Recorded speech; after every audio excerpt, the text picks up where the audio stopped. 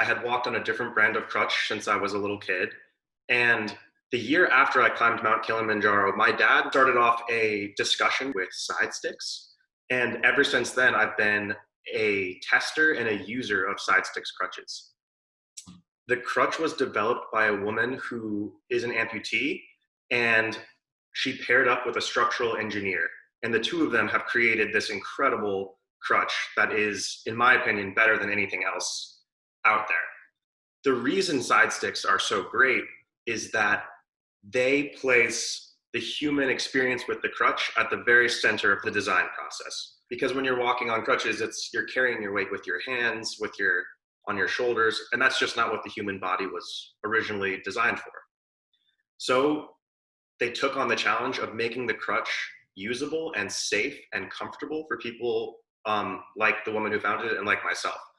So basically what I've done with side sticks is I've broken their crutches over and over and over again, doing crazy stuff outside, playing soccer, and I send them the feedback.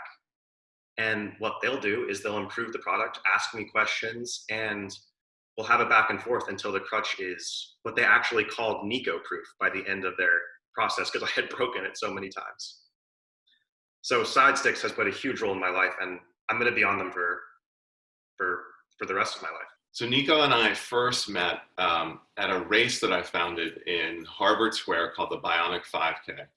And it's a race for athletes of all abilities, from elite athletes and elite runners to people with mobility and visual impairments. And Nico came to the race and he was using crutches. And he did the entire race, which is 3.1 miles on crutches, in a time of a little more than 27 minutes, which was just so phenomenal. It blew everyone away. Most friends I know who have injuries or need to be on crutches, they get tired after being on them for 10 minutes. And there was Nico going 3 miles at a time where he was beating a lot of many runners. So after the race, a couple months later, Nico and I met out in Concord, and I had the opportunity to play soccer with him, which was really a phenomenal opportunity. There was 3 or 4 of his very good friends there that had traveled from all over the country to do an amputee soccer practice. And he invited me out to participate.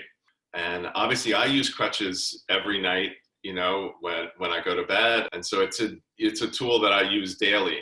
But I've never tried to play a sport on crutches. After playing soccer with crutches, I think the word I would use to describe it was humbled. It was really, really hard. I think it was hard for me psychologically, just because I've, kind of almost built my whole identity around using a prosthetic and having a prosthetic leg. And so then to take that off and just be there on my crutches with my stump just was a different level of vulnerability that was really good and healthy for me to embrace.